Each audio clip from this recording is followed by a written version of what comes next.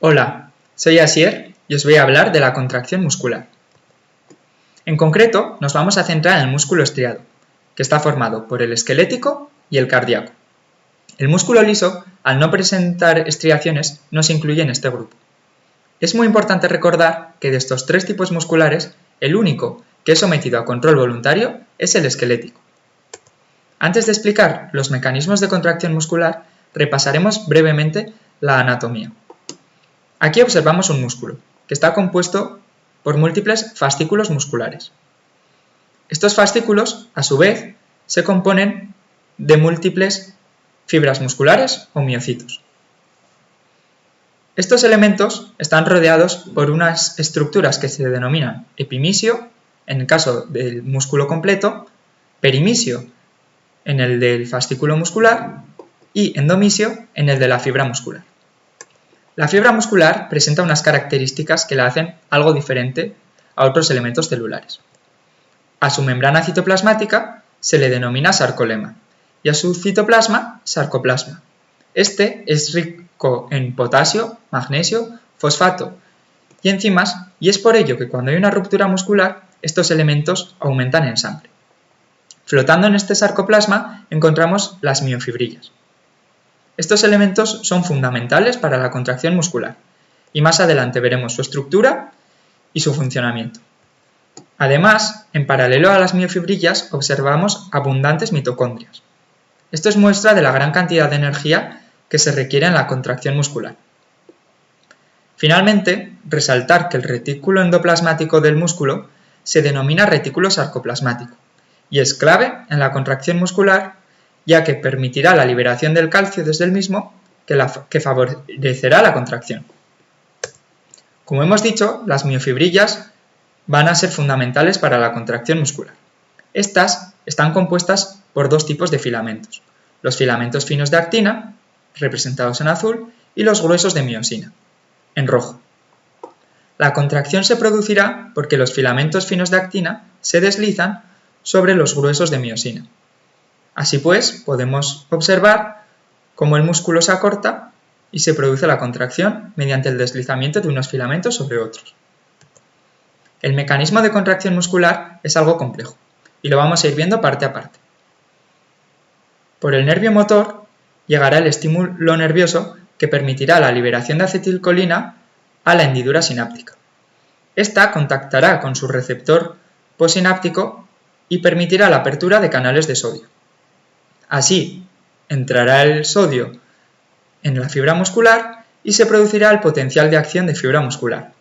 Este potencial va a viajar por todo el músculo y permitirá la liberación de calcio desde el retículo sarcoplasmático. Este calcio va a ser fundamental para la contracción muscular. En esta, como ya hemos dicho, intervienen el calcio, la miosina y la actina, pero además otros elementos como la troponina, la tropomiosina y la energía en forma de ATP. ¿Por qué no se produce la contracción de manera espontánea? Pues esto es porque la actina, en circunstancias normales, se encuentra secuestrada por el complejo troponina-tropomiosina. Así, cuando llega el estímulo nervioso y se produce la liberación de calcio desde el retículo sarcoplasmático, se va a producir la unión del calcio con la troponina C. Esto ocasionará un cambio conformacional en la troponina y en la tropomiosina que liberará los sitios de unión de actina con los de miosina y se podrán unir. Esta unión nos va a favorecer que la miosina, representada en verde, active su actividad ATPasa e hidrolice las moléculas de ATP.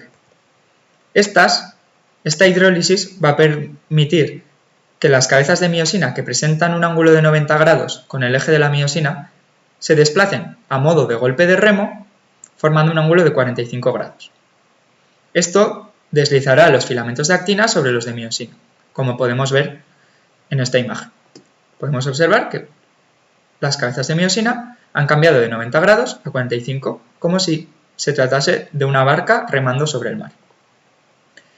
Para relajarse, el músculo necesita también ATP.